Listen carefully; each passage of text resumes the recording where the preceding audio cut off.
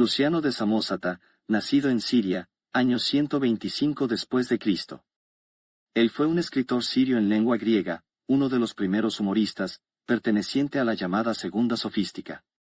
Este libro de su autoría es considerado uno de los primeros relatos de ciencia ficción de la historia humana.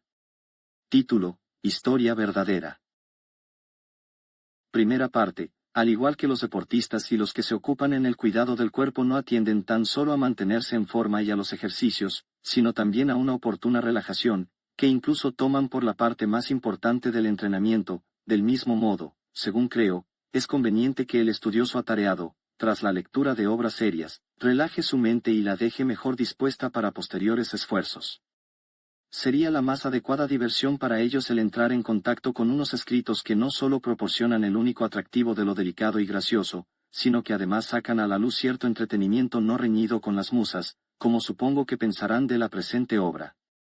Pues no solo lo extravagante del tema y lo gracioso de la intención del autor será agradable, o el que hayamos inventado complicadas mentiras en un tono convincente y verosímil, sino sobre todo el que cada cosa de mi historia parodie no sin gracia a antiguos poetas, historiadores y filósofos que relataron muchos prodigios y fábulas, y a los que podría mencionar por sus nombres, si no fuera porque tú mismo los vas a reconocer durante la lectura. Es el caso de Ctesias, el hijo de Ctesíoco, de Gnido, que escribió sobre el país de los indios cosas que él ni vio ni escuchó de ningún testigo veraz. También Yambulo escribió muchas maravillas acerca de las regiones del gran océano, fraguando unas patrañas reconocibles por cualquiera, aunque la trama no es, pese a todo, desagradable. Muchos otros se les habían adelantado en escribir cosas así, narrando, según parece, ciertos viajes y encuentros suyos con fieras enormes y hombres de vida salvaje y extraña. El jefe y maestro de esta charlatanería fue el Odiseo de Homero cuando habló a los reunidos en el palacio de Alcino acerca de vientos obedientes, hombres de un solo ojo, antropófagos y salvajes, así como de animales de muchas cabezas y de las transformaciones de sus compañeros logradas mediante filtros. Maravillas así contó aquel ante los ingenuos feacios. Habiendo dado con todos estos, no les eché a ellos la culpa de sus mentiras, pues me daba cuenta de que el mentir es propio incluso de los que profesan la filosofía. Pero lo que sí me extrañaba en ellos era que pensaran que nadie iba a cogerlos en sus mentiras. Por eso también yo, por vanidad, me empeño en dejar mi testimonio a nuestros descendientes, a fin de que no sea el único que no goce de licencia para contar cuentos. Toda vez que entre los sucesos reales de mi vida no tengo nada que valga la pena contar, me inclino hacia un tipo de ficción más instructiva que la de los otros, pues al menos una cosa digo verdadera, que estoy fantaseando. De esta manera creo que, al admitir no estar diciendo nada verdadero, me descargo de la acusación que se puede lanzar contra esos otros. Escribo acerca de cosas que ni vi, ni a mí me pasaron, ni oí de ningún testigo, cosas que ni han ocurrido ni, por su propia naturaleza, son posibles. Por tanto, que los que esto lean no crean nada. Habiendo atracado por aquel entonces más allá de las columnas de Hércules, zarpamos luego rumbo al océano occidental y navegábamos con viento favorable. El motivo de mi viaje y su razón era una curiosidad intelectual, el deseo de novedades y el querer descubrir cuál era el límite del océano y qué raza de hombres vivía al otro lado. Para ello cargamos toda clase de vituallas y pusimos agua suficiente, después de enrolar a 50 camaradas que abrigaban los mismos deseos que yo. Dispuse además gran cantidad de armas y tomé al mejor de los pilotos, engatusándolo con una buena paga, e hice reforzar la nave. Era una nave ligera como para un largo y penoso viaje. Navegamos un día y una noche con viento favorable, aunque sin engolfarnos mucho y con la tierra siempre a la vista. Mas al día siguiente, al salir el sol, el viento arreció, el mar se encrespó, cayeron sombras de tormenta y ya ni alzar la vela se pudo. Nos entregamos a la tormenta y, dejándonos llevar, zozobramos durante 79 días. Al 80, de repente, lució el sol y divisamos en lontananza una isla elevada y boscosa en cuyas orillas resonaba manso el oleaje, ya que el temporal había amainado por completo. Atracamos y desembarcamos y, al estar fatigados, como era natural después de tan larga y penosa peripecia, nos quedamos tirados en tierra largo rato. Nos levantamos, con todo, y escogimos de entre nosotros 30 centinelas para que se quedaran junto al barco. Los 20 restantes vinieron conmigo a explorar los secretos de la isla. Avanzamos desde la orilla cosa de 3 estadios y entre el follaje de un bosque vimos una estela de bronce grabada con oscuras y borrosas letras griegas que decía: hasta aquí llegaron Heracles y Dioniso. Había además dos huellas allí cerca sobre la piedra, la una de una fanega y la otra más pequeña, creo que la menor era la de Dioniso y la otra la de Heracles. Hicimos un acto de adoración y continuamos adelante. Aún no habíamos avanzado mucho cuando topamos con un río hecho de vino muy parecido al de Quíos. La corriente era abundante y profunda, de modo que en algunos tramos era navegable. Sucedió que tuvimos que creer ya en la inscripción de la columna, al ver las señales del paso de Dioniso. Decidí entonces explorar el nacimiento del río subiendo a lo largo de la corriente. No hallé ningún manantial, sino muchas y enormes cepas cargadas de racimos. Junto a cada raíz brotaba un hilillo de vino puro del que se alimentaba el río. Es posible ver en él muchos peces de colorido y sabor muy semejante a los del vino. Pescamos unos cuantos de ellos, nos los comimos y nos sentimos borrachos. Ni que decir tiene que, al sajarlos, los encontramos llenos de pozos. Luego estuvimos pensando y los mezclamos con peces de agua para atemperar la fuerza de aquel vino comestible. Después cruzamos el río por el vado y encontramos la más maravillosa de las vides. La parte que salía de tierra era un tronco talludo y grueso, pero por arriba eran mujeres con todo lo suyo completo desde la cintura, tal como entre nosotros pintan a Dafne convirtiéndose en árbol cuando Apolo está a punto de cogerla. De las puntas de los dedos le salían racimos cargados de granos de uva. El cabello de sus cabezas eran pámpanos, hojas y racimos. Al llegar nosotros, nos saludaron y agasajaron, unas en lidio, otras en indio y las más en griego. Nos besaban en la boca y el que recibía el beso se sentía sin más borracho y trastornado. Pese a todo, no permitieron que cogiéramos sus frutos, pues sentían dolor y gritaban cuando tirábamos de ellos. Ellas deseaban casarse con nosotros y dos de mis compañeros se les arrimaron y ya no pudieron soltarse, sino que quedaron trabados por sus partes, se encastraron y echaron raíces. Y al punto los dedos se les volvieron sarmientos a los que, rodeados de pámpanos, solo les faltaba ya echar fruto. Los abandonamos y huimos hacia la nave. Allí les contamos a los que se habían quedado lo de las bodas de los camaradas con las vides y todo lo demás. Cogimos unas ánforas, las llenamos de agua y vino en el río y acampamos en la playa. Al amanecer zarpamos con viento no muy recio. Al mediodía, cuando ya habíamos perdido de vista la isla, se levantó de repente un huracán que hizo girar la nave y la alzó cosa de 300 estadios, y ya no la dejó caer al mar, sino que el viento, empujando la vela e hinchando la lona, la llevaba hacia arriba en volandas por los aires. Tras correr por los aires 7 días y otras tantas noches, al 8º día divisamos en el cielo cierta tierra enorme, como una isla, brillante y esférica, resplandeciente de luz. Fuimos arrastrados hacia ella, atracamos y desembarcamos. Durante la exploración del país descubrimos que estaba habitado y que había cultivos. A lo largo del día nada veíamos desde allí, pero al llegar la noche se dejaban ver de cerca muchas otras islas, unas mayores y otras más pequeñas, de color semejante al del fuego, y otra tierra abajo con ciudades, ríos, mares, bosques y montañas. Imaginamos que esta otra sería nuestro mundo. Determinamos seguir adelante y vinimos a dar con unos, como ellos los llaman, montabuitres, que nos cortaron el paso. Estos montabuitres son hombres que viajan en buitres enormes y tienen a estos pájaros como sus cabalgaduras, ya que son muy grandes y todos con 3 cabezas. Se podrá deducir su tamaño de lo que sigue. Cada pluma es más larga y gruesa que el mástil de una nave grande de transporte. Los montabuitres vuelan alrededor de su país con la misión de llevar ante el rey a cualquier extranjero que encuentren. Por eso, cuando dieron con nosotros, nos llevaron a su presencia. Él nos examinó y, deduciéndolo de nuestra vestimenta, concluyó, «¿Con que sois griegos, verdad, extranjeros?» Asentimos y continuó, «¿Cómo habéis llegado hasta aquí atravesando este largo trecho de cielo?» Le contamos todo. Luego intervino él y nos contó su historia.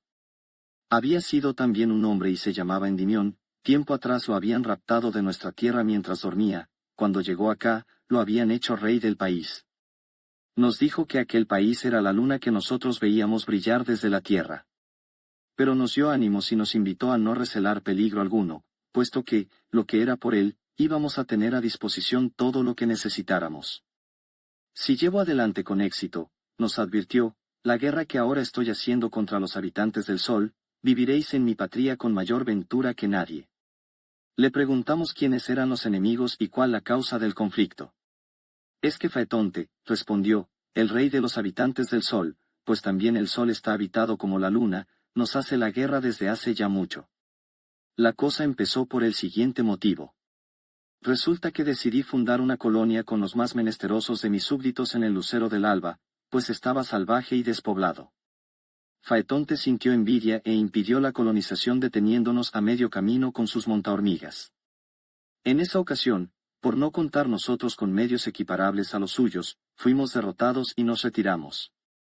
Pero ahora quiero darles batalla de nuevo y enviar la colonia. Si queréis uniros a mi ejército, os daré a cada cual uno de mis buitres reales y el resto del armamento. Mañana haremos la salida. De acuerdo, dije yo, si así te parece. Así que, alojados aquella noche en su palacio, allí nos quedamos.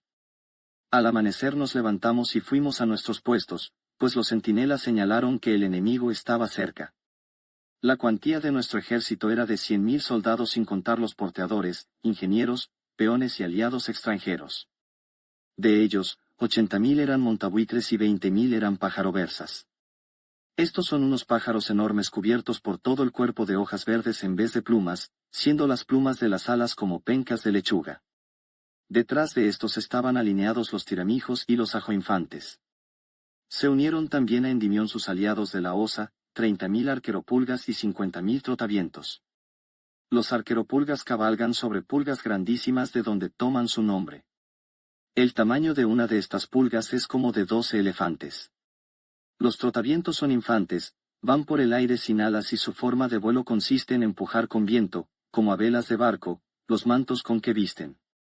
La mayoría de ellos actúa en la batalla como infantería ligera. Se decía que de las estrellas que hay más al norte de Capadocia iban a enviar 70.000 gorrionibellotas y 5.000 montagrullas. Yo no llegué a verlos, pues no llegaron. Así que no me atrevo a describir su naturaleza, ya que además se contaba de ellos cosas extrañas e increíbles. Estas eran las fuerzas de Endimión. Todos tenían el mismo equipo, cascos de habas, porque las habas entre ellos son grandes y fuertes, y corazas todas de altramuces. Hacen las corazas cosiendo las vainas de los altramuces, pues aquí la envoltura del altramuz se torna irrompible como cuerno. Las rodelas y las espadas son iguales que las griegas.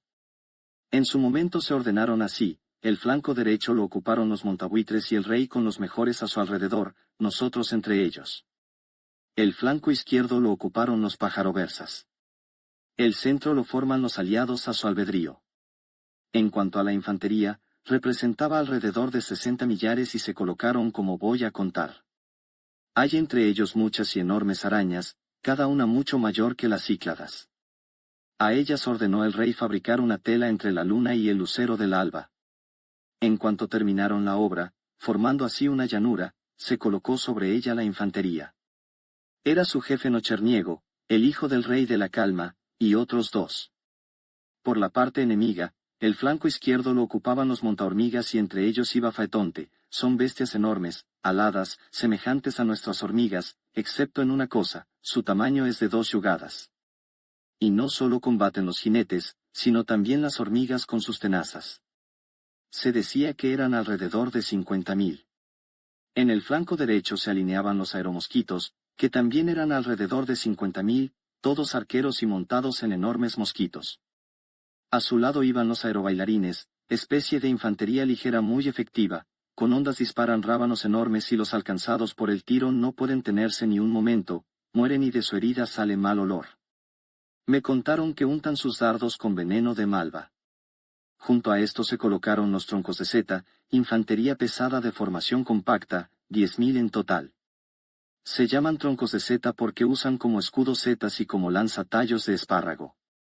A su lado iban los perribellotas, enviados al lado de Endimión por los habitantes de El Perro, 5.000, gente de cara perruna y que combate sobre bellotas aladas.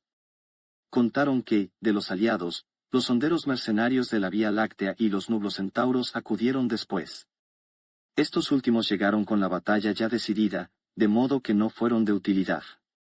Los honderos ni siquiera hicieron acto de presencia, por lo que dicen que Faetonte se enfadó y les metió fuego a sus tierras. Con semejantes fuerzas llegó Faetonte a nuestro encuentro.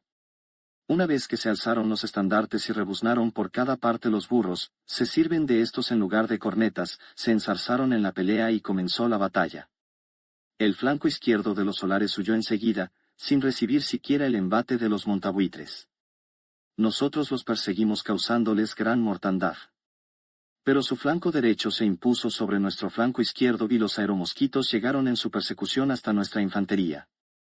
Entonces, al prestar su apoyo la infantería y más aún al ver ellos que su ala izquierda quedaba derrotada, se dieron la vuelta. Una vez que la fuga fue patente, muchos cayeron prisioneros con vida y otros fueron muertos, corriendo mucha sangre sobre las nubes, que se tiñeron y pusieron rojas, como aparecen cuando el sol se pone, y lanzaron una espesa lluvia de sangre sobre la tierra, de un modo que pienso si no ocurriría algo parecido en los tiempos pasados cuando Homero supuso que Zeus hizo llover sangre por la muerte de Sarpedón. Cuando volvimos de la persecución levantamos dos trofeos, uno sobre la tela de araña en conmemoración de la batalla de a pie y otro sobre las nubes en conmemoración de la batalla aérea. En cuanto acabamos de levantarlos, los vigías anunciaron que los nublocentauros, que tenían que haber llegado en socorro de Faetonte antes de la batalla, se acercaban. Aparecieron como un espectáculo maravilloso aquellos seres formados por caballos alados y hombres. El tamaño de estos hombres era como el del coloso de Rodas desde la cintura para arriba, el de los caballos, como el de una nave grande de transporte. Su número no lo voy a dar, no sea que a alguien le parezca increíble, tan grande era. Los capitaneaba el arquero del Zodiaco. Cuando vieron a sus compañeros vencidos, enviaron un mensaje a Faetonte rogándole que atacara de nuevo. Se colocaron en orden de batalla y cayeron sobre los helenitas que estaban desordenados, ya que se hallaban dispersos sin concierto por causa de la persecución y el pillaje. Hacen huir a todos y persiguen al rey hasta la ciudad, dando muerte a la mayoría de sus buitres. Arrancan los trofeos, bajan corriendo por el llano que formaba la tela de araña y nos capturan a mí y a dos de mis compañeros. Se presentó entonces Faetonte y levantaron por su parte otros trofeos. Ese mismo día nos llevaron al sol con las manos atadas a la espalda mediante un trozo de aquella tela de araña. Ellos decidieron no cercar la ciudad, se volvieron atrás y tapiaron el espacio intermedio de forma que no llegara la luz del sol a la luna. El muro era doble y estaba hecho de nubes, de modo que sobrevino un verdadero eclipse lunar y toda la luna quedó sumida en perenne oscuridad. Presionado por esto, Endimión envió embajadores al sol para pedir que derribaran el muro y que no los dejaran viviendo entre tinieblas. Prometió además pagar tributos, ser en adelante aliado del sol y los suyos, y no hacerles guerra, y hasta intentó entregar rehenes como garantía de todo esto. Los de Faetonte tuvieron dos reuniones. En la primera no depusieron su cólera, pero en la siguiente cambiaron de parecer y se hizo la paz en los siguientes términos: los solares y sus aliados conciertan un tratado con los helenitas de este tenor: los solares derribarán el muro y ya no invadirán la luna, y devolverán los prisioneros cada uno al precio convenido. Los helenitas concederán autonomía a los demás astros y no harán guerra a los solares, sino que unos y otros serán aliados en caso de ataque. Deberá pagar cada año al rey del sol el rey de la luna un tributo de 10.000 ánforas de rocío y enviarle 10.000 rehenes. Se habrá de hacer la colonización del lucero del alba en común y admitir a cualquiera de los otros que se adhiera. Este tratado se escribirá en una estela de ámbar y se colocará sobre los cielos en la frontera común. Prestan juramento por parte de los solares, fogoso, estival y abrasador. Por parte de los helenitas, nocherniego, lunático y reluciente. De este modo se hizo la paz.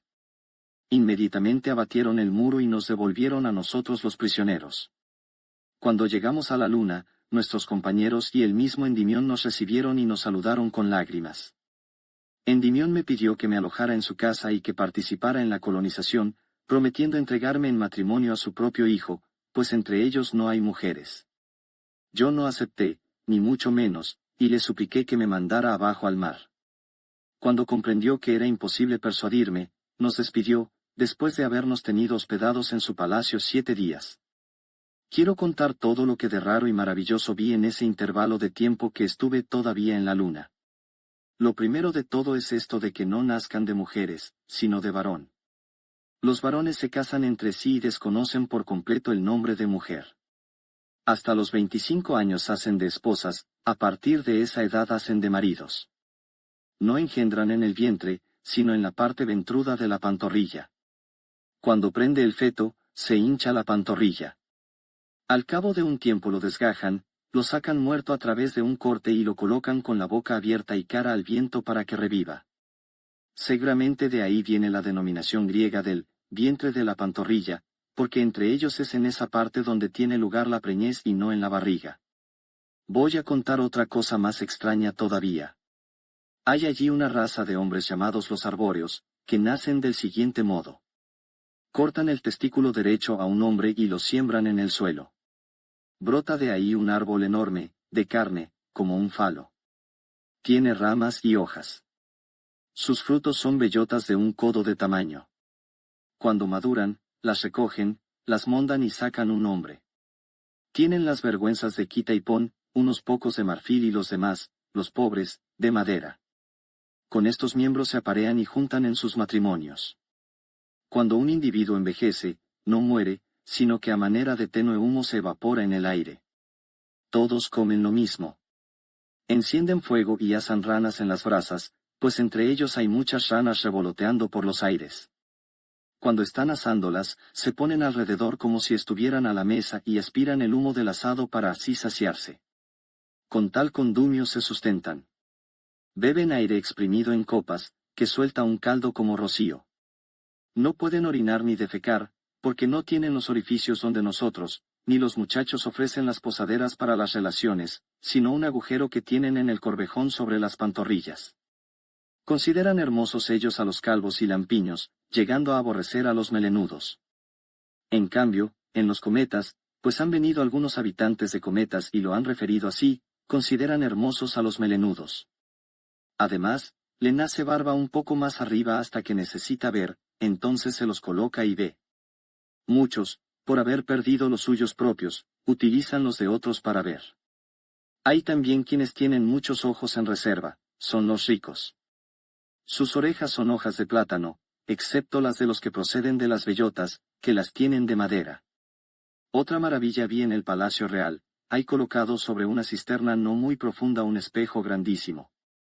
Si uno baja a la cisterna, oye todo lo que se habla en la tierra, y si se mira al espejo, se ven todas las ciudades y aldeas como si se estuviera al lado de ellas. Vi yo entonces a mis familiares y toda mi comarca natal, si ellos pudieron verme a mí, no lo puedo decir con certeza. Quien no crea que esto es como digo, que vaya allá y verá que digo la verdad. Luego, tras despedir al rey y a los suyos, embarcamos y partimos. Endimión me hizo unos regalos, 2 mantos de cristal y 20 de cobre, más una armadura completa de altramuz, todo lo cual lo dejé dentro de la ballena. Envió con nosotros como escolta durante 500 estadios a 1000 montabuitres. En esta singladura conocimos otros países y llegamos a atracar en el lucero del Alba recién colonizado, bajamos allí del barco e hicimos la aguada. Zarpamos en dirección del zodiaco y por la izquierda rebasamos el sol después de bordear la tierra. No desembarcamos a pesar de que mis compañeros lo deseaban vivamente, pues el viento no nos lo permitió. Vimos una región boscosa y fértil, bien regada y repleta de riquezas. Al vernos los nublocentauros, que eran mercenarios de Faetonte, sobrevolaron la nave y, cuando vieron que el tratado nos protegía, se fueron. Ya los montabuitres también se habían ido. Navegamos durante la noche y, al día siguiente, al atardecer, llegamos a la llamada Lampadópolis, continuando nuestro descenso en barco. Esta ciudad se encuentra entre las Pléyades y las Híadas, suspendida en las alturas, pero mucho más abajo que el zodiaco. Desembarcamos y no vimos ningún hombre, sino muchas lámparas corriendo de acá para allá y haraganeando en la plaza y el puerto. Las unas eran pequeñas y como pobres, pocas eran grandes y poderosas, muy brillantes y relucientes. Cada cual poseía su morada y su candelabro. Tenían nombres como nosotros los humanos, las oímos hablar y no nos hicieron ningún daño, antes bien, nos ofrecieron su hospitalidad. Sin embargo, sentimos miedo y ninguno de los nuestros fue capaz de comer o dormir en sus casas. Tienen un edificio comunal en medio de la ciudad donde se sienta su gobernador toda la noche y llama a cada uno por su nombre. A quien no responde se le condena a muerte por desertor. La muerte es apagarse. Estuvimos presentes y vimos lo que ocurría, y al tiempo oímos a las lámparas hablar y dar las razones por las que tardaban. Entre ellas reconocí a mi lámpara, le pregunté por los de casa y me enteré de cómo les iba, ella me lo contó todo. Pernoctamos allí y al día siguiente izamos velas y zarpamos, ya cerca de las nubes. Quedamos asombrados entonces al ver la ciudad de Cucolandia de las nubes, pero no desembarcamos en ella porque no lo permitió el viento. Se decía que reinaba en ella Grajillo, el hijo de Mirlitón. Yo me acordé de Aristófanes, el autor de comedias, hombre sabio y veraz, al que sin razón no se le cree lo que dejó escrito. 3 días después vimos ya claramente el océano, aunque por ninguna parte se divisaba tierra, excepto las tierras de las alturas que aparecían brillantes y luminosas. Al mediodía de la 4ª jornada, el viento fue amainando hasta desaparecer y nos posamos sobre la superficie del mar. Cuando tocamos agua, experimentamos una sensación maravillosa, nos alegramos sobremanera y nos tranquilizamos con nuestra situación. Nos tiramos del barco y nos bañamos, pues en aquellos momentos había calma y el mar estaba quieto. Pero parece que un cambio a mejor es en muchas ocasiones preludio de males mayores y, así, tras navegar en calma tan solo 2 días, al amanecer del tercero, vimos de pronto muchos monstruos y ballenas. El mayor de todos tenía una longitud de 1500 estadios. Se nos echó encima con las fauces abiertas, revolviendo terriblemente las aguas, batiendo espumas y enseñando unos dientes mucho más largos que los falos de nuestras ceremonias, todos agudos como estacas y blancos como el marfil. Nos despedimos unos de otros por última vez y aguardamos unidos en un abrazo. El monstruo estaba ya cerca y nos arrastró engulléndonos con el barco y todo. Pero no nos trituró previamente con sus dientes, sino que la nave, a través de las entretelas del bicho, vino a caer en su vientre. Una vez dentro, al principio todo estaba oscuro y no veíamos nada, luego, en los momentos en que el monstruo abría sus fauces, contemplamos una cavidad enorme, muy llana y espaciosa, capaz de albergar en su interior a una población de 10.000 vecinos. Había esparcidos por allí peces grandes y chicos y otros muchos animales despedazados, mástiles y áncoras de barcos, osamentas humanas y embalajes. En medio había tierras y colinas, formadas, según creo, con el barro que la ballena tragaba. Sobre estos terrenos había matorrales y toda clase de árboles. Había legumbres y el aspecto era tal como el de un campo cultivado. El contorno de estos terrenos era de 240 estadios. Era posible ver pájaros marinos, gaviotas y alciones que anidaban en los árboles. Mucho lloramos entonces, pero luego animé a mis compañeros, varamos la nave, encendimos fuego frotando unos palos y cocinamos con lo que teníamos más a mano, peces en abundancia y agua del lucero del alba. Al día siguiente, después de levantarnos, cuando la ballena abría las fauces, divisábamos unas veces tierra y montañas, otras solo el cielo, y en muchas ocasiones islas. De ello dedujimos que la ballena nos llevaba por esos mares a gran velocidad. Cuando llevábamos allí algún tiempo y nos habíamos habituado ya, escogí a 7 compañeros y me dirigí al bosque con la intención de explorarlo todo. Aún no había avanzado 5 estadios cuando hallé un templo, según se veía por una inscripción, consagrado a Poseidón y detrás de él, a corta distancia, gran cantidad de tumbas con estelas sobre ellas y al lado una fuente de agua clara. Oímos el ladrido de un perro, surgió a lo lejos una humareda y nos pareció ver una cabaña. Aceleramos el paso y encontramos a un viejo y un muchacho que con gran esmero regaban un huerto, repartiendo el agua de la fuente en los arriates. A un tiempo contentos y asustados, nos quedamos quietos. A ellos, como es natural, les pasó lo mismo que a nosotros y se quedaron parados. Al rato, el anciano dijo, ¿quiénes sois, forasteros?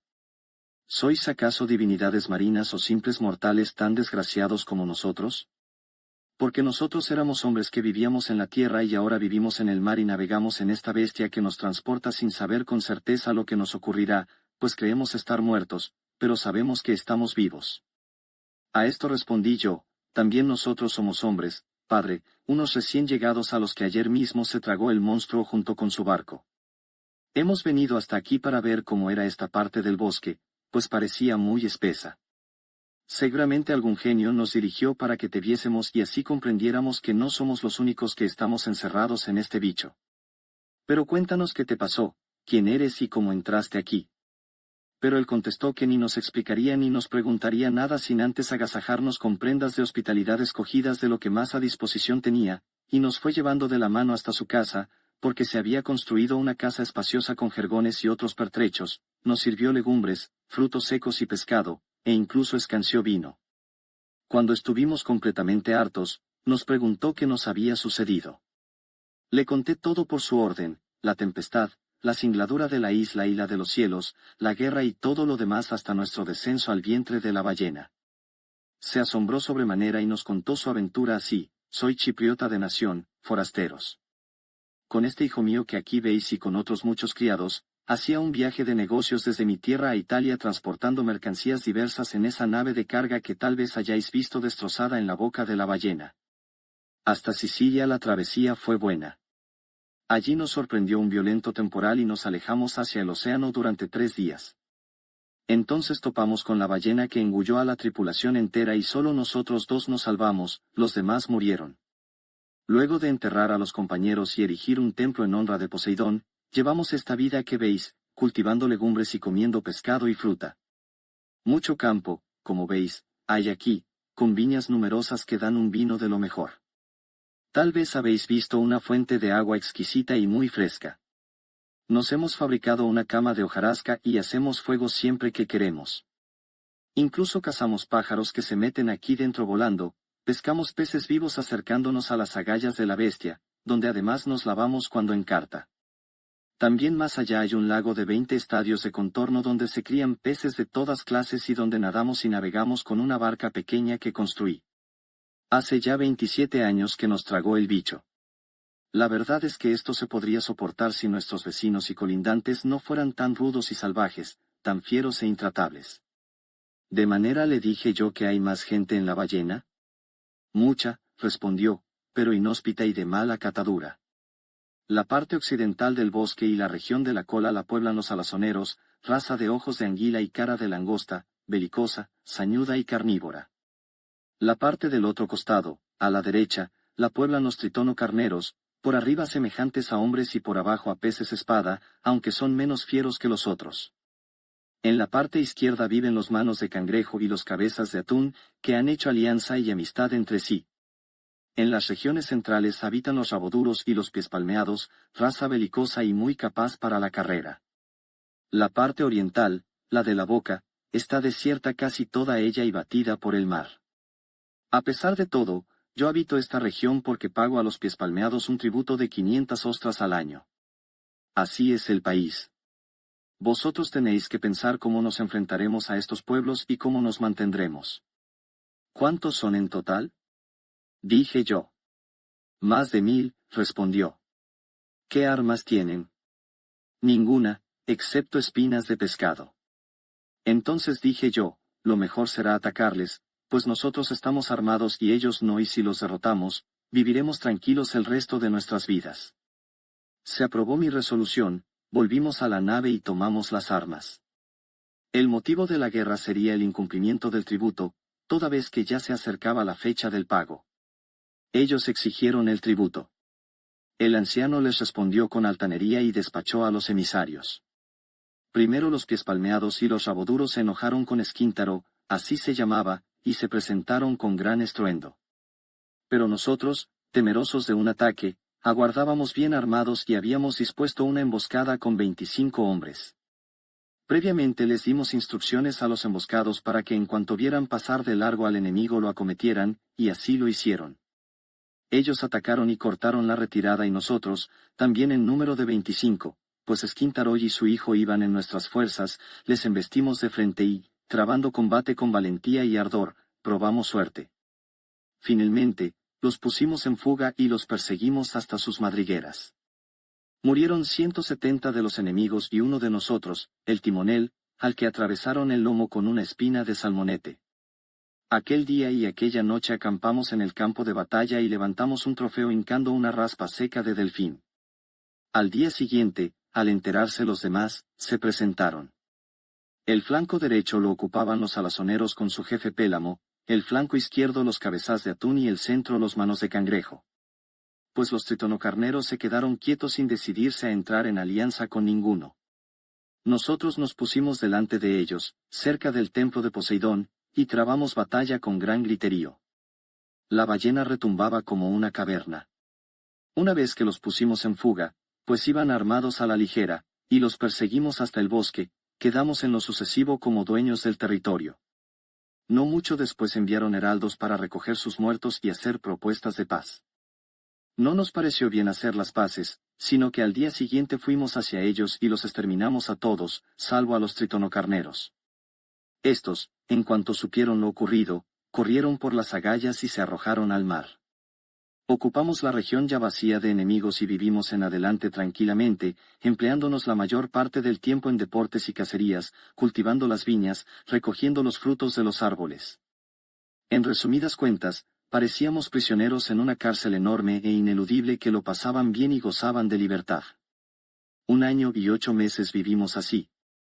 Al 5.º día del 9.º mes, hacia la segunda apertura de boca, como la ballena hacía esto una vez cada hora, nosotros calculábamos así, por sus bostezos, la hora del día, hacia la segunda apertura, como dije, de repente, se oyeron voces y mucho ruido y como órdenes y golpes de remo. Alterados, subimos a rastras hasta la misma boca del Bichoy, puestos de pie tras el cerco de los dientes, vimos el más extraño espectáculo de todos los que yo haya visto nunca. Hombres enormes, de medio estadio de altura, navegando sobre grandes islas como sobre trirremes. Sé que voy a contar cosas que parecen increíbles, pero las contaré no obstante. Las islas eran largas, aunque no muy elevadas, y tenían cerca de 100 estadios de perímetro cada una. Sobre ellas navegaban alrededor de 120 hombres de aquellos. Unos iban sentados en filas a cada lado de la isla y remaban con cipreses descomunales que hacían las veces de remos, con ramas, hojas y todo. Detrás, sobre la popa, el que parecía el timonel estaba en pie sobre una elevada colina con un timón de bronce de 5 estadios de largo. Sobre la proa, cosa de 40 de ellos, armados, combatían, en todo semejantes a hombres excepto en la cabellera, era de fuego y ardía de modo que no necesitaban penachos. En lugar de dar en las velas, el viento daba en los árboles y, como había muchos, impulsaba y transportaba cada isla a donde quería el timonel. Los dirigía un cómitre y, a golpe de remo, se movían rápidamente como grandes naves de guerra. Primero vimos 2 o 3, luego, aparecieron como 600. Tomaron posiciones y emprendieron una batalla naval. Muchas se embestían entre sí de proa y muchas también, al ser alcanzadas, se hundían, las unas, trabadas, luchaban reciamente y no se soltaban con facilidad, pues los que estaban colocados en la proa ponían todo su empeño en abordar y destruir. A nadie le perdonaba la vida. En vez de garfios, se arrojaban unos a otros enormes pulpos trabados con cuerdas, que se pegaban a los árboles y mantenían quieta la isla. Se disparaban y se herían con ostras como carros y con esponjas de una fanega. Era el jefe de uno de los bandos Eolocentauro y del otro Bebemar. La batalla surgió entre ellos, al parecer, por culpa de la piratería, pues se decía que Bebemar había robado muchos rebaños de delfines a Eolocentauro, según se dejaba entender por lo que se decían unos a otros y por cómo nombraban a sus reyes a gritos. Acabaron por triunfar los de Eolocentauro y hundieron alrededor de 150 islas enemigas, capturando 3 con su tripulación. Las restantes viraron sus proas y emprendieron la huida. Las persiguieron un trecho y, como caía ya la tarde, se volvieron al lugar del naufragio, recogieron gran parte del botín y salvaron lo suyo. Y es que de las suyas se hundieron no menos de 80 islas. Levantaron un trofeo de la batalla naval sobre la cabeza de la ballena hincando una de las islas enemigas. Aquella noche la pasaron alrededor de la bestia después de echar en ella sus amarras y atracar cerca con sus anclas. Se sirven de unas anclas de cristal duras y enormes. Al día siguiente hicieron un sacrificio sobre la ballena, enterraron a los suyos sobre ella y bogaron lejos, alegres y cantando una especie de peán. Esto fue lo ocurrido en la batalla de las islas. Segunda parte, a partir de entonces empecé a cansarme de la vida dentro de la ballena. Harto de estar allí, andaba buscando el medio de echarme fuera de algún modo.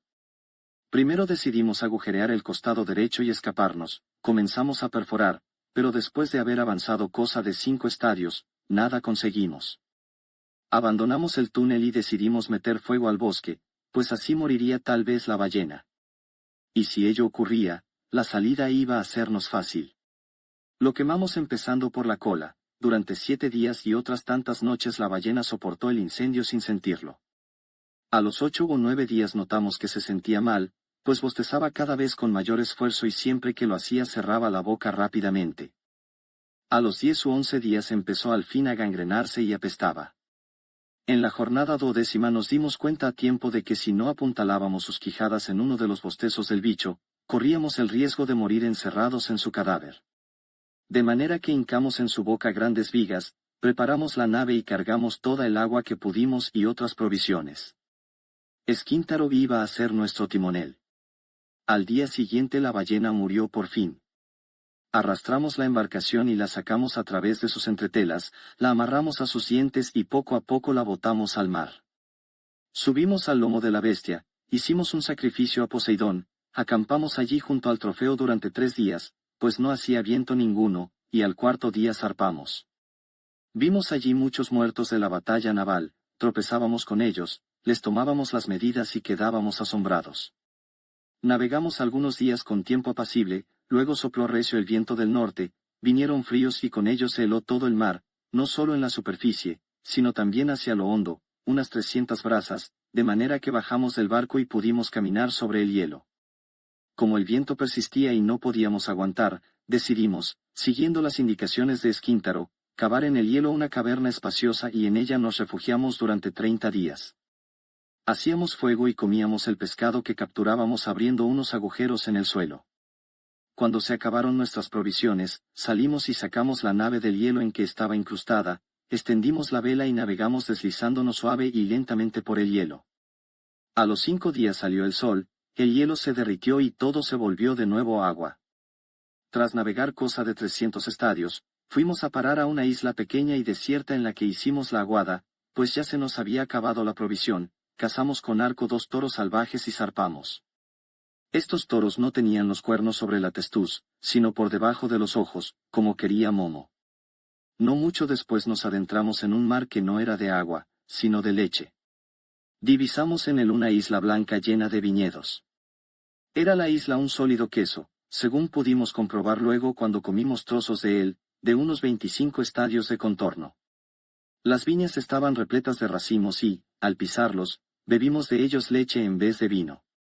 Había en medio de la isla un templo erigido en honor de la ninfa Galatea, según rezaba una inscripción. Todo el tiempo que estuvimos allí, su suelo fue para nosotros el pan y la carne, y nuestra bebida fue la leche de las uvas. Se decía que reinaba en aquella isla Tiro la hija de Salmoneo, a la que Poseidón le había otorgado tal honor cuando ella dejó nuestras tierras. Pasamos 5 días en la isla y al sexto zarpamos con un poquitín de brisa y el mar algo rizado.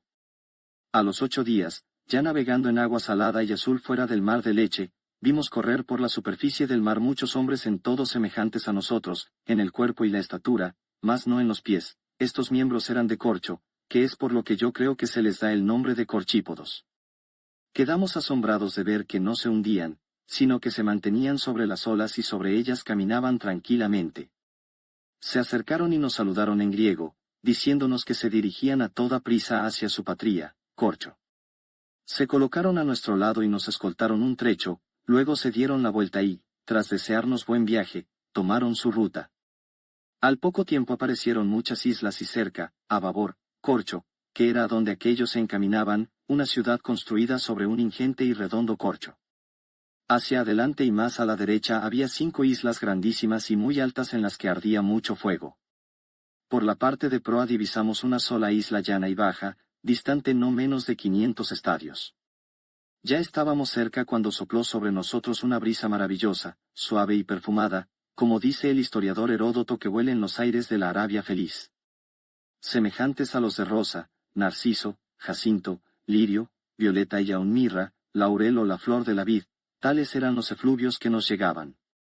Encantados con aquel olor y ansiosos de deleites después de tan largas fatigas, en poco tiempo estuvimos cerca de la isla.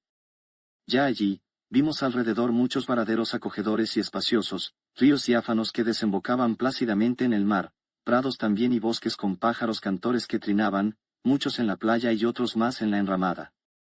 Un aire delicado y agradable de respirar se derramaba por la comarca, suaves brisas soplaban plácidamente y sacudían el bosque de modo que también de las ramas agitadas salían gratos y melodiosos acordes, como los que dejan oír las flautas oblicuas en las soledades. También se oía un sonido de voces, no discordante, sino como el que se oye en los banquetes donde uno toca la flauta, otros cantan y otros con palmas marcan el ritmo a las flautas o las cítaras. Hechizados por todo esto, nos detuvimos sin más, atracamos y desembarcamos dejando en la nave a Esquíntaro y 2 compañeros.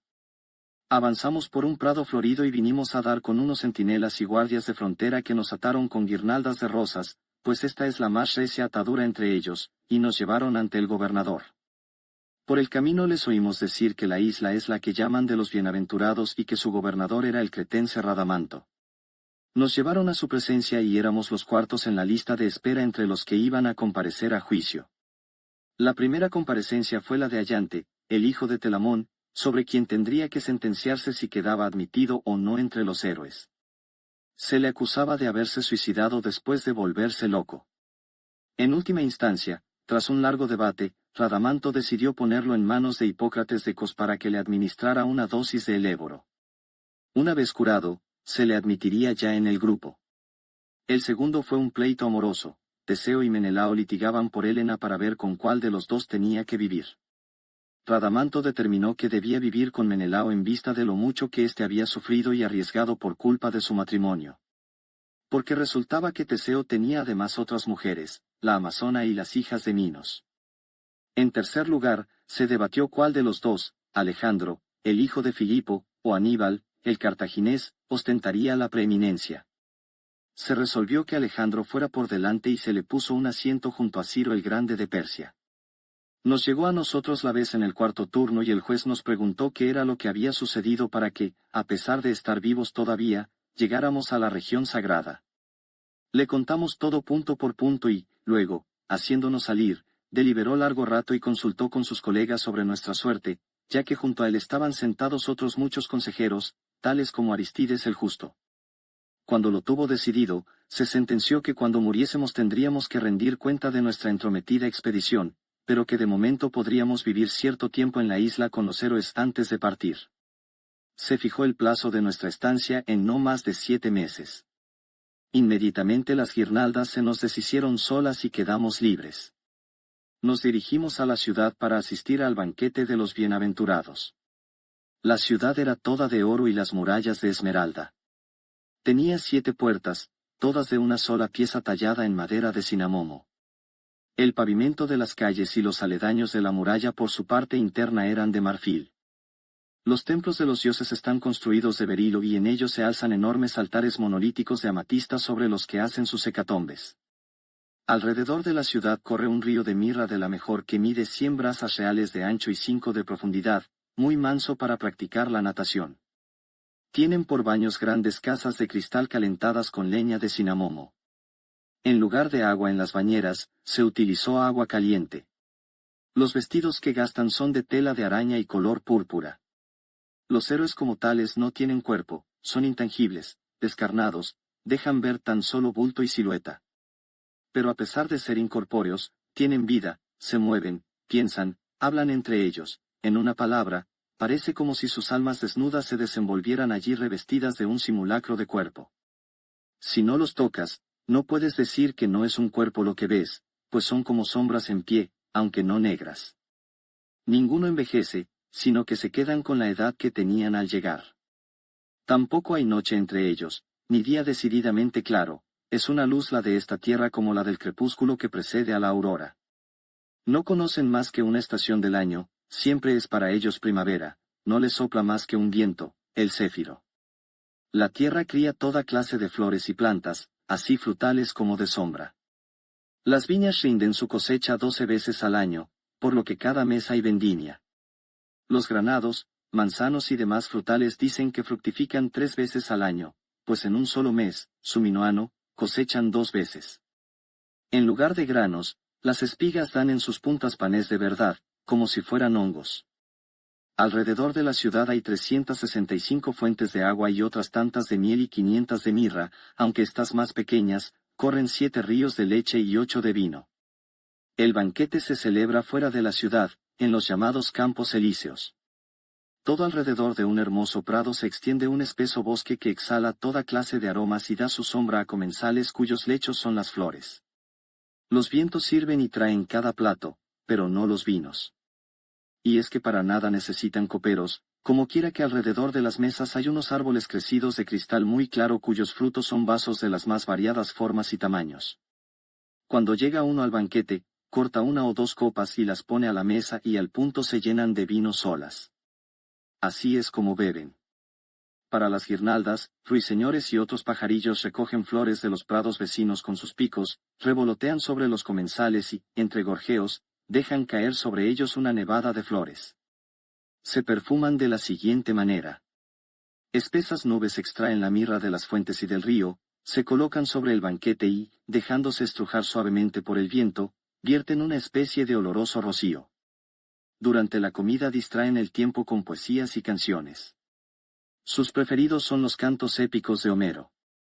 El mismo Homero está presente y banquetea con ellos, puesto al lado de Odiseo. Los bailes son de muchachos y muchachas.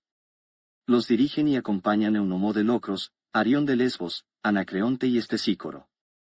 La presencia de este último allí prueba que ya Helena se había congraciado con él. Cuando semejante coro acaba sus cantos, aparece un segundo coro de cisnes, golondrinas y ruiseñores, a los que, cuando echan a cantar, todo el bosque acompaña, preludiado por los vientos. Pero lo mejor que tienen para pasarlo bien son dos fuentes que hay junto a las mesas, la de la risa y la del placer. Todos beben de ambas al comienzo del banquete y pasan el rato contentos y risueños. Quiero también mencionar las celebridades que entre ellos vi. Estaban allí todos los semidioses, todos los que lucharon en Troya, excepto Ayante el Locrio, que me dijeron que era el único que sufría castigo en el sitio de los malos. De los extranjeros estaban los dos Ciros, el adulterio y la fuga de la hermosa espartana. Su retractación le valió recobrar la vista.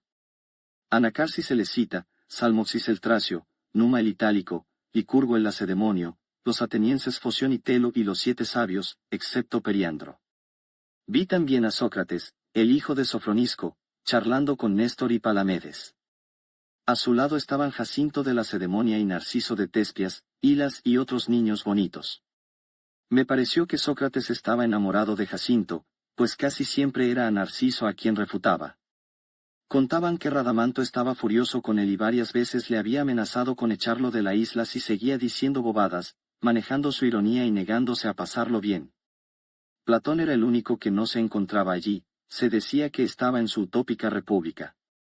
Amigo de Solón, era un príncipe de los escitas, pueblo nómada de las llanuras situadas al norte del Mar Negro. Se le atribuía la sabiduría natural del buen salvaje y ciertos inventos. Pública disfrutando de la Constitución y las leyes que él mismo redactó.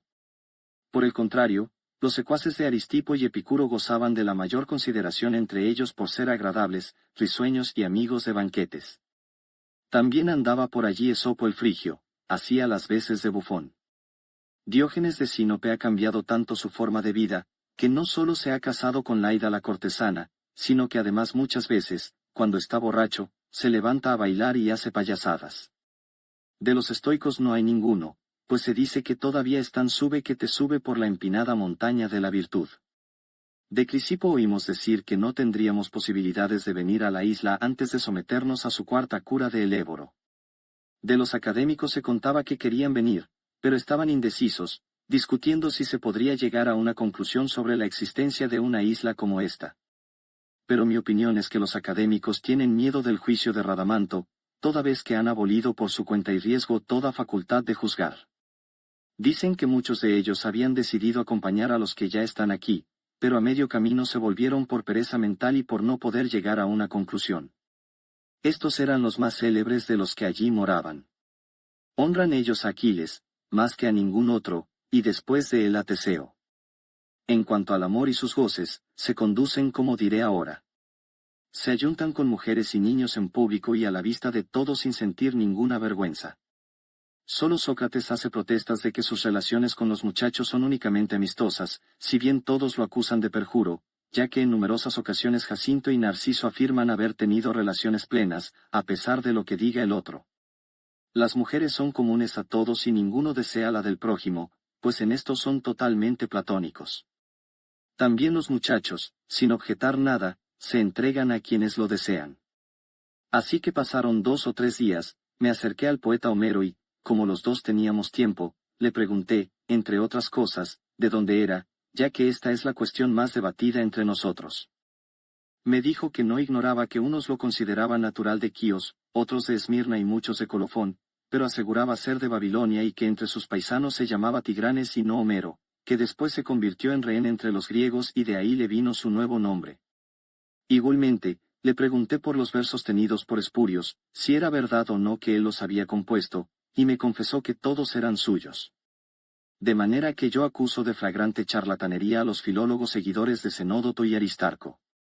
Una vez que contestó cumplidamente a estas preguntas mías, seguí con la cuestión de por qué había comenzado por la cólera, y me contestó que porque eso fue lo primero que le vino a la cabeza sin proponérselo. También deseaba saber yo si había escrito la Ilíada antes de la Odisea, como sostienen muchos, pero él lo negó. Que ni siquiera era ciego como dicen, lo comprendí al verle a él y no tuve que preguntárselo. En muchas otras ocasiones procuraba yo abordarlo en cuanto lo veía desocupado y sacarle alguna cosa. Él, por su parte, contestaba gustoso a todas mis preguntas, especialmente después que ganó el pleito. Era que Tersites le había planteado un pleito con un pliego de cargos a causa de las palabras despectivas que le había dedicado en su poema. Homero salió ganador, actuando como su abogado defensor Odiseo. Por aquellos días llegó Pitágoras de Samos después de haber pasado por 7 transformaciones y haber vivido en otros tantos cuerpos para completar el ciclo de su alma. Era de oro toda su mitad derecha. Se le admitió a vivir allí, pero aún se dudaba si habría que llamarle Pitágoras o Euforbo. También vino Empédocles con todo el cuerpo chamuscado y recocido, pero no se le dejó entrar a pesar de sus muchas súplicas. Tiempo después se organizó su competición deportiva, que allí se denomina los Juegos Mortuorios. Presidían Aquiles por 5ª vez y Teseo por 7ª. Como sería largo de contar, voy a resumir lo más importante de lo allí ocurrido. En la lucha venció Cárano, descendiente de Heracles, y disputó la corona con Odiseo. En el pugilato hubo empate entre Areo, egipcio que está enterrado en Corinto, y Epeo. No hay premio de Pancracio entre ellos. La carrera, no recuerdo quién la ganó. En el certamen poético, Homero era desde luego el mejor, pero ganó sin embargo Hesiodo. Los premios consistían en unas coronas trenzadas con plumas de pavo real. En cuanto concluyeron las competiciones deportivas, llegó la noticia de que los condenados en la región de los malos habían roto las cadenas, habían reducido a los centinelas y avanzaban contra la isla.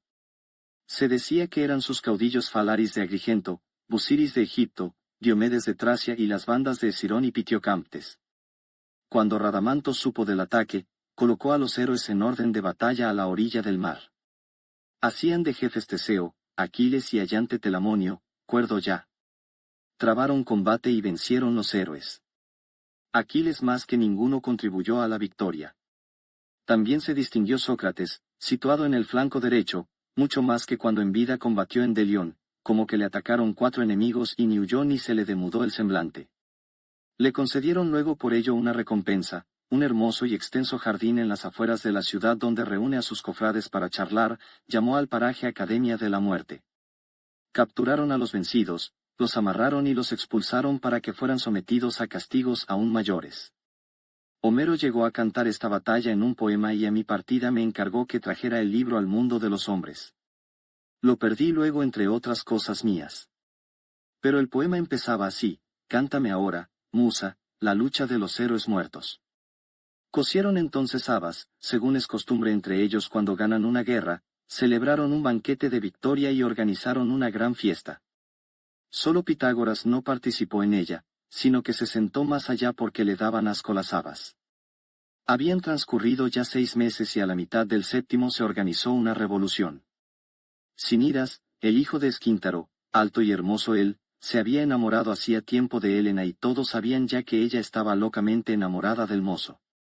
Y es que a menudo se echaban guiños en los banquetes, brindaban el uno por el otro, se levantaban solos y paseaban por el bosque. Entre el amor y la desesperación, determinó cierto día Ciniras raptar a Helena, ella consentía, y viajar lejos hacia alguna de las islas cercanas, Corcho o Quesera. Habían escogido como cómplices suyos a 3 compañeros míos de los más atrevidos. Ciniras no le dijo nada de esto a su padre, pues suponía que se iba a oponer al intento. Pusieron en marcha su plan en el momento convenido. Al caer la noche, a la sazón yo me encontraba adormilado en el banquete, apresaron a Helena sin que nadie se diera cuenta y zarparon a toda prisa. A eso de la medianoche despertó Menelau y, al ver el lecho vacío sin su esposa, lanzó un grito, tomó a su hermano y se presentó ante el rey Radamanto. Cuando amaneció, los vigías comunicaron que la nave aún se divisaba alejándose hacia alta mar. Radamanto entonces hizo embarcar a 50 héroes en una nave construida en una sola pieza con madera de asfódelo y los envió en su persecución. Remaron con denuedo y al mediodía dieron alcance a los otros cuando acababan de engolfarse, bordeando la isla Quesera, en el mar de leche, que es a donde dirigían su huida. Amarraron la nave con una cadena de rosas y regresaron. Helena lloraba y, avergonzada, se tapaba la cara con un velo. Radamanto primero preguntó a los cómplices de Cinira si tenían otros colaboradores. Como dijeron que no, tras hacer que los azotaran con malvas, los envió hacia la región de los malos atados por sus vergüenzas. Decidieron por votación hacernos salir de la isla antes del plazo señalado, el día siguiente sin más tardanza. Entonces comencé a lamentarme y a llorar, pues iba a dejar aquella dicha y a vagar de nuevo. Ellos, por su parte, me consolaban diciendo que no muchos años después estaría de nuevo con ellos y me indicaron ya mi futuro asiento y lecho junto a los mejores. Me llegué a Radamanto y le pedí con insistencia que me revelara el futuro y me indicara mi rumbo.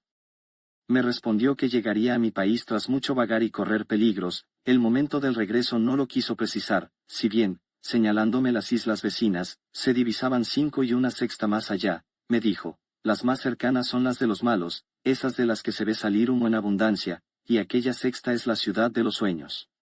Tras ella está la isla de Calipso, aunque tú no puedes verla. Una vez que las rebases, entonces llegarás al extenso continente que hay enfrente de las tierras donde moráis. Después de pasar mucho, recorrer pueblos diversos y enfrentarte con hombres hostiles, a su debido tiempo, llegarás al otro lado del continente. Así dijo y, arrancando del suelo una raíz de malva, me la alargó y me mandó que la invocara en los peligros grandes. Me aconsejó que cuando llegara a mi mundo no atizara el fuego con la espada, no comiera altramuces ni hiciera el amor con muchacho de más de 18 años, porque si tomaba en cuenta estos preceptos, tendría posibilidades de regresar a la isla. Dispusimos entonces los pertrechos de la travesía y, cuando llegó el momento, les acompañamos en el banquete. Al día siguiente me acerqué al poeta Homero y le pedí que me hiciera un epigrama de 2 versos. Cuando lo hizo, levanté una estela de berilo junto al puerto y logré en ella. El epigrama decía así: Luciano, amado de los bienaventurados dioses, todo esto contempló y luego regresó a su tierra patria. Permanecimos allí aquel día también y al siguiente zarpamos escoltados por los héroes. Entonces Odiseo, llegándose a mí a escondidas de Penélope, me dio una carta para que se la llevara a Calipso en la isla Ogygia. También mandó conmigo Radamanto al piloto Naupio para que, si arribábamos a las islas, ninguno nos apresara en la idea de que navegábamos a cuenta de otros. Cuando, tras avanzar, dejamos atrás las brisas perfumadas, inmediatamente nos llegó un olor terrible como a betún, azufre y pez ardiendo todo junto, y un pesado e insoportable tufo como de carne humana asada, y la atmósfera era oscura y espesa y en ella la pez se condensaba a manera de rocío. Además, escuchamos chasquidos de látigos y llantos de muchos hombres. A las demás islas no nos acercamos, pero aquella en la que desembarcamos era como describiré. Estaba circundada de acantilados, era abrupta, reseca y llena de pedregales y riscos, no había en ella ni árboles ni agua. Trepamos a pesar de todo por los precipicios y avanzamos por cierto sendero lleno de cardos y espinos, el paisaje era muy feo. Llegamos al cercado y al sitio de los castigos y, en primer lugar, nos maravillamos de la naturaleza del paraje, pues este suelo da por todas partes espadas y aguijones y a su alrededor corren 2 ríos, uno de fango y otro de sangre. Por el interior corre un tercer río de fuego, muy ancho e imposible de cruzar, fluye realmente como si fuera de agua y en él se forman olas como las del mar, tiene también muchos peces, unos parecidos a antorchas y otros pequeños semejantes a ascuas encendidas. A estos los llaman lamparitas. Hay una sola entrada estrecha a través de todos los ríos y el portero era Timón el ateniense. Pasamos, sin embargo, gracias a nuestro guía Naupio, y vimos a muchos reyes que sufrían castigo y a muchos particulares, entre los que pudimos reconocer a algunos. Vimos también a Ciniras colgado de sus partes y atufado de humo. Contaron los guías la vida de cada uno y las culpas por las que reciben castigo. Sufrían las penas más duras los que habían inventado patrañas durante su vida y los que no cuentan historias verdaderas, entre ellos estaban Ctesias de Gnido, Heródoto y otros muchos. Al ver yo a estos, abrigaba buenas esperanzas para el porvenir, pues no tenía conciencia de haber echado jamás una mentira. Volví enseguida al barco, no podía soportar aquella visión y, tras despedirme cumplidamente de Naupio, me hice a la mar. A poco apareció cerca la isla de los ensueños, oscura y de visión incierta. Tenía también ella cierta semejanza con los sueños, pues al acercarnos nosotros, se alejaba, huía y asomaba más allá. Le dimos por fin alcance, entramos en el llamado Puerto del Sueño, cerca de las puertas de marfil donde está el santuario del gallo. Al atardecer desembarcamos. Entramos en la ciudad y vimos muchos y variados sueños. Pero primero quiero hablar de la ciudad, dado que nadie contó nada sobre ella y Homero, el único que la menciona, no la describe con mucho detalle. A todo su alrededor se alza un bosque, sus árboles eran adormideras enormes y mandrágoras. Sobre ellas había una multitud de murciélagos, es este el único pájaro que se cría en la isla. Al lado corre un río llamado por ellos Nictívago y hay dos fuentes junto a las puertas. Sus nombres son, Modorra y Larga Noche. La muralla de la ciudad era elevada y multicolor como el arco iris.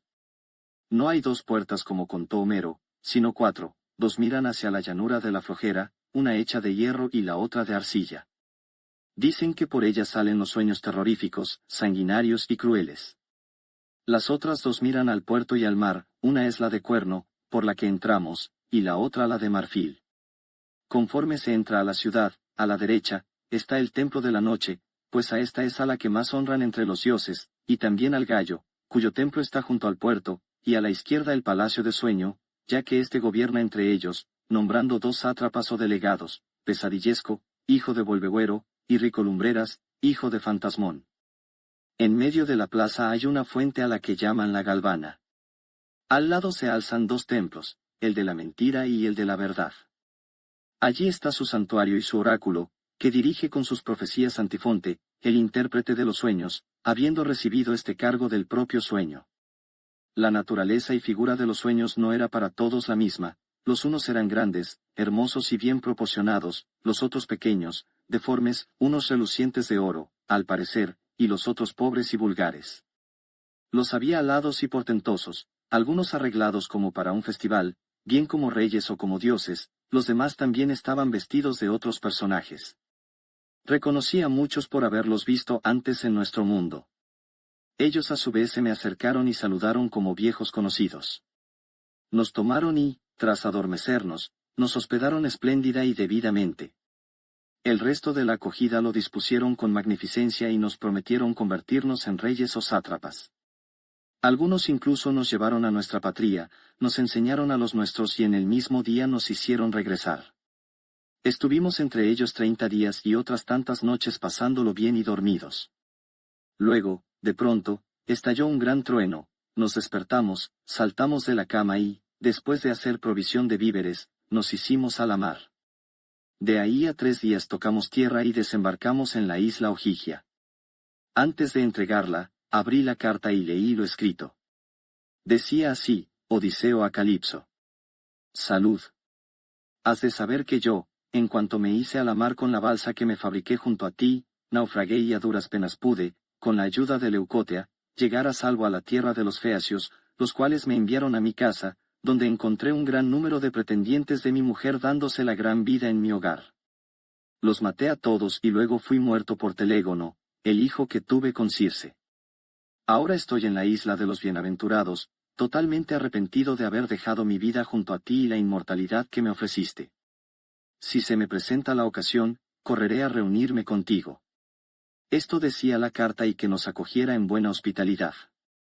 Yo avancé un poco desde la playa y encontré la cueva tal como la describe Homero y a Calipso trabajando la lana.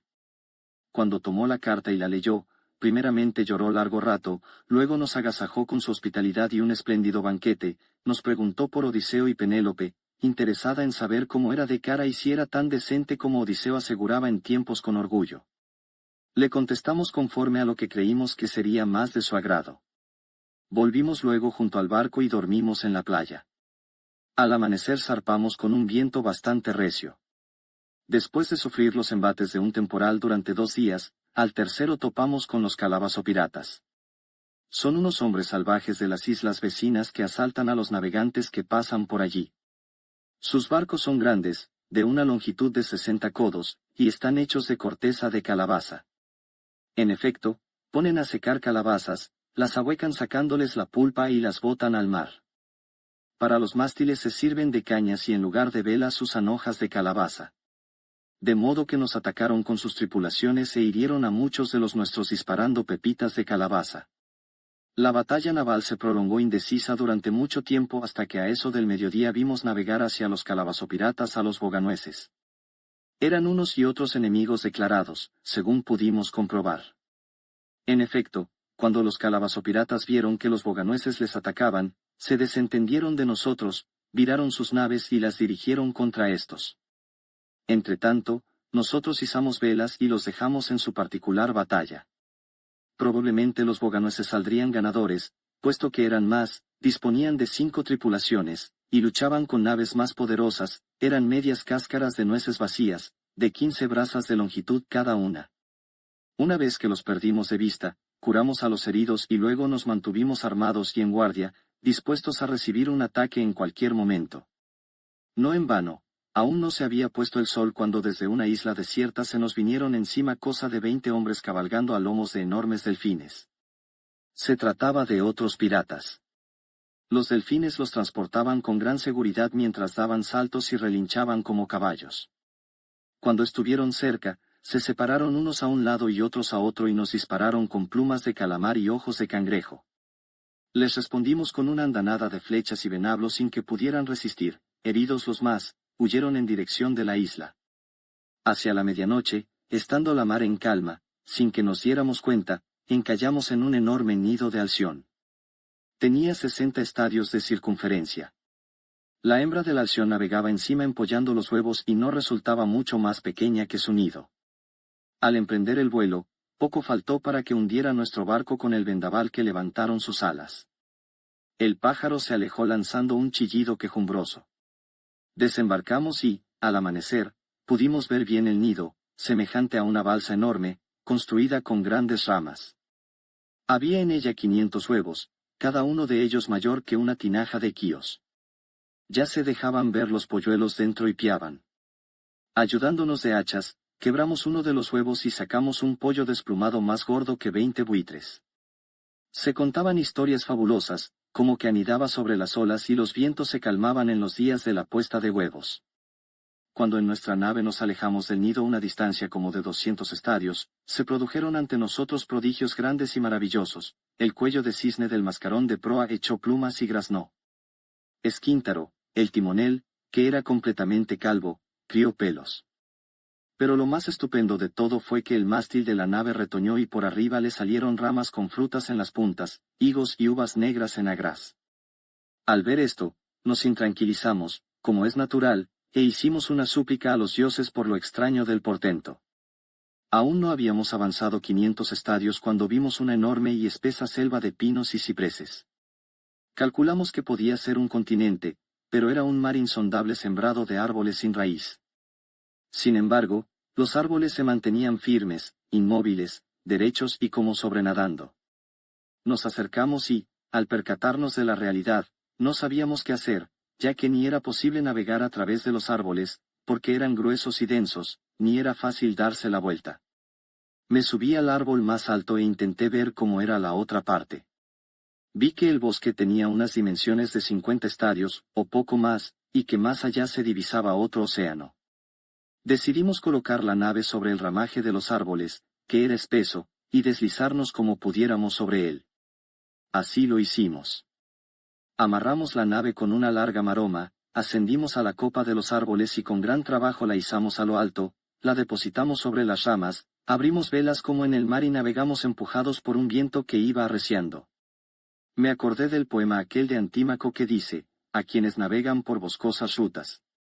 Pudimos, sin embargo, con la selva y logramos llegar al mar. Bajamos el barco del mismo modo que lo subimos y navegamos a través de aguas puras y diáfanas hasta que dimos con una honda cima, una suerte de grieta semejante a las que los terremotos ocasionan en tierra. Arriamos velas y por muy poco conseguimos que la nave se detuviera antes de precipitarse allí. Nos asomamos y vimos un abismo como de 1000 estadios, muy espantoso y extraño.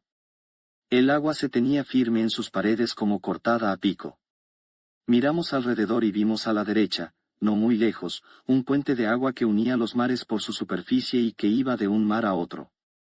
Remamos hacia adelante y pasamos por él. Con gran dificultad pudimos cruzar al otro lado, cuando ya creíamos que no íbamos a poder. Nos acogió entonces un mar llano y una isla grande, accesible y habitada. Vivía en ella un pueblo salvaje, los cabezas de buey, que son cornudos y parecidos a nuestras representaciones del Minotauro. Desembarcamos y nos internamos en la isla para ver si podíamos hacer la aguada y el aprovisionamiento de víveres, que se nos habían agotado. Agua encontramos allí cerca, pero víveres no había, aunque se escuchaban por los contornos repetidos mugidos. Creímos que era un rebaño de vacas, avanzamos un tanto y topamos con aquellos hombres. Al vernos, nos persiguieron y capturaron a 3 de mis compañeros, los demás huimos hacia la playa. Tomamos las armas, que no nos pareció bien dejar sin venganza a nuestros camaradas, y caímos sobre los cabezas de buey en el momento en que estaban repartiendo la carne de los prisioneros. Asustamos y perseguimos a todos ellos, matamos a unos 50 y cogimos vivos a 2. Regresamos con nuestros 2 prisioneros, pero sin haber hallado ninguna comida. Los demás aconsejaron degollar a los cautivos, pero yo no fui partidario de hacerlo, antes al contrario, hice que los ataran y los puse bajo custodia, hasta que se presentaron unos embajadores de los cabezas de buey para ofrecer un rescate por ellos. Pudimos entenderlos porque hablaban por señas y lanzaban mugidos lastimeros en son de súplica. El rescate consistió en gran copia de quesos, pescado seco, cebollas y 4 ciervas con 3 patas cada una, las 2 traseras normales y las 2 delanteras fundidas en una sola. A cambio de todo ello les devolvimos los prisioneros, aguardamos una sola jornada y zarpamos. Muy pronto se dejaron ver peces, volaron junto a nosotros pájaros y se produjeron todas esas señales que indican que la tierra está cerca. A poco trecho de allí vimos unos hombres avesados en un extraño género de navegación, ellos mismos eran los barcos y los tripulantes. Voy a explicar su forma de navegar. Se tienden de espaldas sobre el agua, enderezan la verga, que la tienen larguísima, extienden en ella una vela, sujetan con las manos el cordaje y navegan ayudados del empuje del viento. Detrás de estos pasaron otros sentados sobre unos corchos a los que va uncida una collera de delfines con sus riendas y todo. Los delfines nadan y arrastran los corchos. Estos cocheros ni nos atacaron ni huyeron de nosotros, sino que se nos acercaron confiados y sin miedo, observándolo todo a nuestro alrededor y maravillándose del aspecto de nuestro barco. Al atardecer arribamos a una isla no muy extensa. Estaba poblada por mujeres, según creíamos, que hablaban en griego. Se nos acercaron y nos dieron el saludo de bienvenida. Iban tan peripuestas como cortesanas, todas guapas y mozas, con unas túnicas que les llegaban a los pies. La isla se llamaba Encantadora y su capital, Ilusiones. Cada una de las mujeres tomó a uno de nosotros, lo llevó a su casa y lo hizo su huésped. Pero yo me quedé aparte, pues aquello no me olía muy bien, exploré los alrededores y descubrí tirados muchos esqueletos y calaveras de hombres. Dar la voz de alarma, reunir a los compañeros y correr a las armas no me pareció lo más conveniente. Saqué la mata de Malva y le supliqué devotamente que nos salvara de aquel peligro. Poco después, mientras mi anfitriona me servía la mesa, vi que sus piernas no eran piernas de mujer, sino pezuñas de burro. Desenvainé la espada, la sometí, la amarré y le pregunté sobre todo aquello. A regañadientes me confesó que ellas eran unas mujeres del mar llamadas perniburras y que se alimentaban de los extranjeros que arribaban a su tierra. Después de emborracharlos, me dijo, nos acostamos con ellos y, cuando ya se quedan dormidos, les atacamos. Oído esto, la dejé allí amarrada, me subí al tejado, di la voz de alarma y convoqué a los compañeros. Una vez que estuvieron reunidos, les conté todo, les enseñé los huesos y los llevé al interior de la casa ante mi prisionera. La mujer, en un instante, se disolvió en forma de agua y desapareció. Hice la prueba de hundir mi espada en aquella agua y salió sangre. Embarcamos rápidamente y nos hicimos a la mar. A las claras del día, avistamos tierra firme y supusimos que sería la región del mundo que se halla en la parte opuesta a aquella donde nosotros vivimos. Primero nos echamos al suelo y rezamos en acción de gracias, luego estuvimos deliberando. A unos les parecía bien hacer solamente un desembarco y regresar sin más, otros, en cambio, querían dejar allí el barco y adentrarse en tierra para averiguar cómo eran sus habitantes. Mientras estábamos discutiendo, sobrevino una tempestad que arrastró el barco y lo destrozó entre las olas. A duras penas pudimos escapar a nado, llevando cada cual sus armas y lo que pudo. Esto es lo que antes de llegar al otro extremo de la tierra me ocurrió en el mar, en las islas, en los aires, dentro de la ballena después, entre los héroes y los sueños una vez que salimos de su vientre y, por último, entre los cabezas de buey y las perniburras. Lo que me sucedió al internarnos en aquella tierra lo contaré en los libros que siguen. Final.